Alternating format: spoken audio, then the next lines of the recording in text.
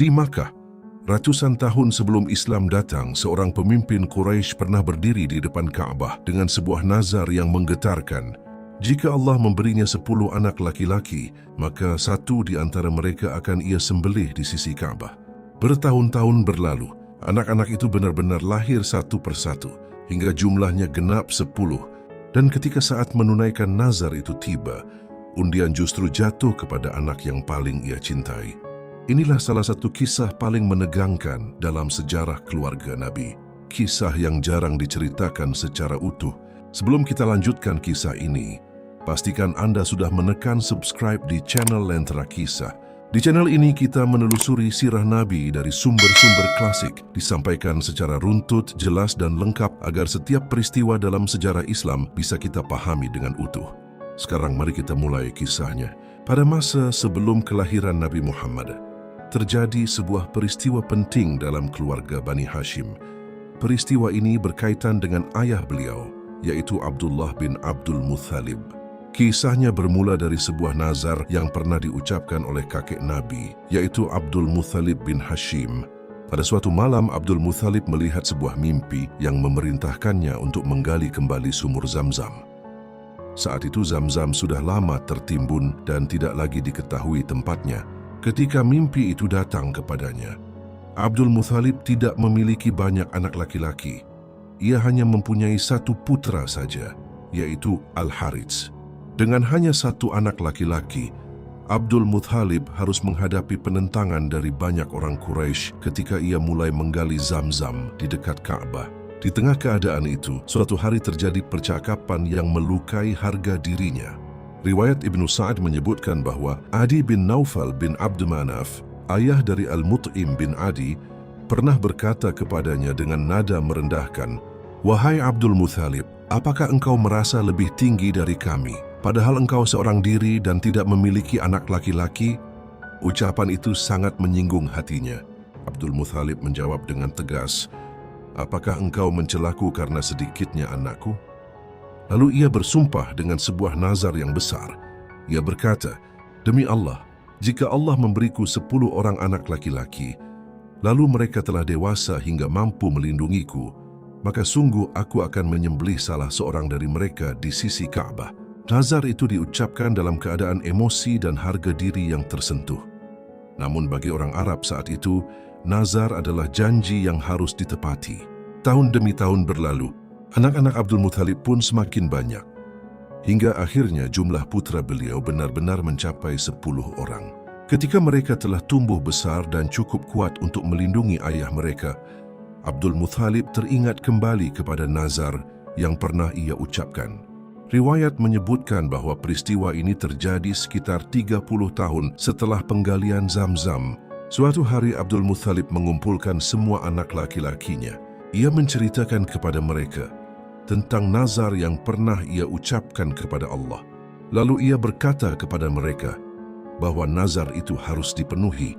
Apa jawaban anak-anaknya? Mereka tidak menolak. Mereka justru berkata kepada ayah mereka, "Tunaikanlah nazarmu, lakukanlah apa yang engkau kehendaki." Abdul Muthalib kemudian berkata kepada mereka, "Ambillah masing-masing sebuah anak panah undian, lalu tulislah nama kalian pada anak panah itu. Setelah itu bawalah kepadaku." Mereka pun melakukan apa yang diperintahkan ayah mereka. Setelah semuanya siap, Abdul Muthalib membawa anak-anaknya menuju Ka'bah. Di dalam Ka'bah saat itu, terdapat sebuah berhala besar milik Quraisy yang bernama Hubal. Di hadapan Hubal terdapat 7 anak panah undian yang biasa digunakan oleh orang-orang Quraisy untuk menentukan keputusan dalam perkara besar. Di dekat berhala itu juga terdapat sebuah sumur di dalam Ka'bah. Sumur itu digunakan untuk menyimpan berbagai persembahan yang dihadiahkan kepada Ka'bah. Di tempat itulah undian akan dilakukan. Abdul Muthalib kemudian berkata kepada penjaga anak panah undian itu, "Lakukan undian terhadap anak-anakku ini dengan anak panah mereka." Masing-masing anak memberikan anak panah yang telah ditulisi namanya. Undian pun akan segera dimulai. Namun sebelum anak panah itu dilemparkan, Abdul Muthalib berdiri di dekat Hubal. Ia berdoa kepada Allah.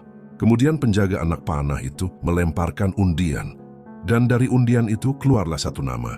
Dia adalah Abdullah bin Abdul Muthalib. putra yang paling dicintai oleh ayahnya. Dari sinilah kisah ini berubah menjadi jauh lebih menegangkan. Ketika anak panah undian menunjukkan nama Abdullah, Abdul Muthalib tidak menunda. Ia segera memegang tangan putranya itu. Di tangannya ia membawa sebuah pisau sembelih. Lalu ia membawa Abdullah menuju sebuah tempat yang berada di dekat Ka'bah, yaitu di sisi dua berhala yang dikenal dengan nama Isaf dan Na'ilah. Di sanalah ia berniat untuk melaksanakan nazarnya. Ketika Abdullah dibaringkan dan Abdul Muthalib bersiap untuk menyembelihnya, tiba-tiba terjadi sesuatu. Abbas, saudara Abdullah, segera bergerak cepat. Abbas segera menarik Abdullah dari bawah kaki ayahnya. Saat itu Abdul Muthalib sudah menempatkan kakinya di atas tubuh putranya, bersiap untuk menyembelihnya. Tarikan itu begitu keras hingga disebutkan bahwa wajah Abdullah sempat terluka. Sebuah luka kecil di wajahnya bahkan dikatakan masih terlihat hingga ia wafat. Sementara itu, orang-orang Quraisy mulai berdatangan. Mereka keluar dari majelis-majelis mereka ketika mendengar apa yang sedang terjadi di dekat Ka'bah. Mereka bertanya dengan terkejut, "Apa yang ingin engkau lakukan, wahai Abdul Muthalib?" Abdul Muthalib menjawab dengan singkat, "Aku akan menyembelihnya." Orang-orang Quraisy segera menolak keras, "Demi Allah, engkau tidak boleh menyembelihnya sampai engkau mencari alasan lain." Mereka menjelaskan akibat yang bisa terjadi jika hal ini dibiarkan. "Jika engkau melakukan ini, maka nanti setiap orang akan datang membawa anaknya lalu menyembelihnya. Jika ini terjadi, bagaimana manusia akan tetap hidup?" Di antara mereka ada juga Al-Mughirah bin Abdullah bin Amr dari Bani Makhzum. Abdullah sendiri memiliki hubungan keluarga dengan mereka karena ibunya berasal dari kabilah itu. Al-Mughirah berkata kepada Abdul Muthalib, "Demi Allah, engkau tidak boleh menyembelihnya sampai engkau mencari jalan lain.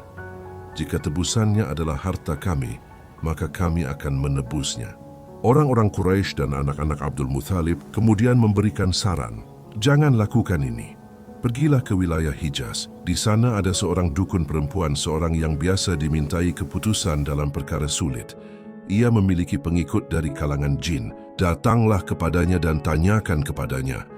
Setelah itu engkau boleh mengambil keputusan. Jika ia memerintahkan agar anakmu disembelih, maka lakukanlah. Tetapi jika ia memberikan jalan keluar bagi dirimu dan anakmu, maka ikutilah itu." Usulan itu akhirnya diterima. Dengan demikian penyembelihan Abdullah pun ditunda. Mereka kemudian berangkat dari Makkah untuk mencari perempuan tersebut. Namun ketika mereka tiba di Madinah, mereka diberitahu bahwa perempuan itu berada di Khaybar. Mereka pun melanjutkan perjalanan hingga sampai kepadanya. Ketika mereka bertemu dengannya, Abdul Muthalib menceritakan seluruh kisahnya. Ia menjelaskan nazarnya. Ia juga menjelaskan bagaimana undian telah jatuh kepada Abdullah. Perempuan itu mendengarkan semuanya. Lalu ia berkata kepada mereka, "Pergilah dariku hari ini. Biarkan aku menunggu hingga pengikutku datang kepadaku, lalu aku akan bertanya kepadanya." Mereka pun meninggalkannya. Ketika mereka datang kembali keesokan harinya, perempuan itu berkata, "Telah datang kepadaku sebuah berita." Lalu ia mengajukan satu pertanyaan kepada mereka, "Berapa diat di antara kalian?" Yang dimaksud diat adalah tebusan untuk sebuah nyawa. Mereka menjawab, 10 ekor unta. Perempuan itu kemudian berkata, "Pulanglah kalian ke negeri kalian. Taruhlah orang yang hendak kalian sembelih itu, dan taruhlah pula 10 ekor unta. Lalu lakukan undian dengan anak panah terhadap dia dan terhadap unta-unta itu." Ia menjelaskan langkah berikutnya. Jika undian keluar atas orang itu, maka tambahkan lagi jumlah unta. Teruslah kalian menambah unta sampai Tuhan kalian ridha. Namun jika undian keluar atas unta, maka sembelihlah unta-unta itu sebagai gantinya. Dengan begitu Tuhan kalian telah ridha dan orang itu pun selamat. Setelah mendengar keputusan itu, mereka kembali ke Makkah. Ketika semuanya telah siap untuk melaksanakan cara tersebut, Abdul Muthalib kembali berdiri dan berdoa kepada Allah. Undian pun dilakukan. Anak panah dilemparkan. Hasilnya keluar. Undian itu jatuh kepada Abdullah. Karena hasilnya demikian, mereka menambah jumlah unta. 10 ekor lagi ditambahkan, sehingga jumlahnya menjadi 20. Abdul Muthalib kembali berdiri dan berdoa kepada Allah. Undian dilakukan lagi Namun hasilnya tetap sama. Anak panah kembali jatuh kepada Abdullah. Mereka pun menambah lagi 10 ekor unta. Jumlahnya menjadi 30. Undian dilakukan kembali. Tetapi hasilnya masih sama. Anak panah tetap keluar atas nama Abdullah. Peristiwa itu terus berulang. Setiap kali undian jatuh kepada Abdullah, mereka menambah 10 ekor unta lagi. 40, 50, 60, 70, 80, 90. Setiap kali undian dilemparkan, hasilnya tetap menunjuk kepada Abdullah. Hingga akhirnya jumlah unta mencapai 100 ekor. Sekali lagi undian dilakukan. Anak panah dilemparkan. Kali ini hasilnya jatuh kepada unta. Orang-orang Quraisy pun berkata kepada Abdul Muthalib, "Sekarang Tuhanmu telah ridha, wahai Abdul Muthalib." Namun Abdul Muthalib tidak langsung menerima hasil itu. Ia berkata, "Tidak, demi Allah, aku tidak akan berhenti sampai undian itu diulangi 3 kali."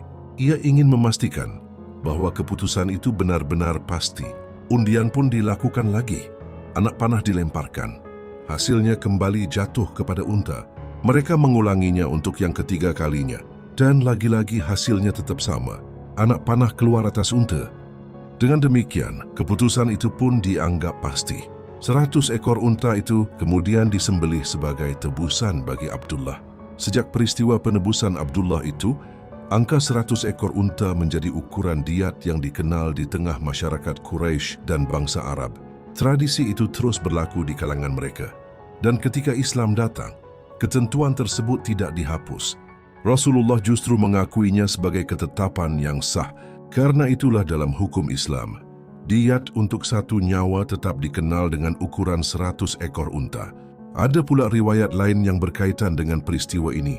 Al-Hakim Ibnu Jarir meriwayatkan dari Muawiyah radhiyallahu anhu bahwa suatu hari seorang Arab Badui datang kepada Nabi. Orang itu memanggil beliau dengan sebuah sebutan yang unik. Ia berkata, "Wahai anak dari 2 orang yang pernah disembelih." Rasulullah hanya tersenyum dan beliau tidak mengingkari ucapan itu. Ketika Muawiyah ditanya tentang maksud perkataan tersebut, ia menjelaskan, yang dimaksud adalah Ismail dan Abdullah. Ismail adalah putra Nabi Ibrahim alaihissalam yang dahulu diperintahkan untuk disembelih sebelum akhirnya Allah menggantinya dengan sembelihan lain. Sedangkan Abdullah adalah ayah Rasulullah yang hampir disembelih oleh ayahnya sendiri sebelum akhirnya ditebus dengan 100 ekor unta. Jika kisah ini menurut Anda bermanfaat, silakan bagikan video ini agar lebih banyak orang bisa mengenal sejarah keluarga Rasulullah. Dan tuliskan juga di kolom komentar bagian mana dari kisah ini yang paling membuat Anda terkesan. Sampai bertemu di kisah berikutnya di Lentera Kisah.